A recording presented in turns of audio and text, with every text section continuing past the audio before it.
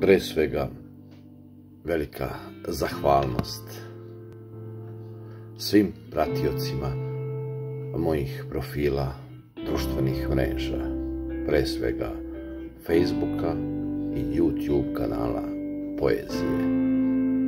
Na Facebook profilu možete slušati stihove, čitati sentence, priče.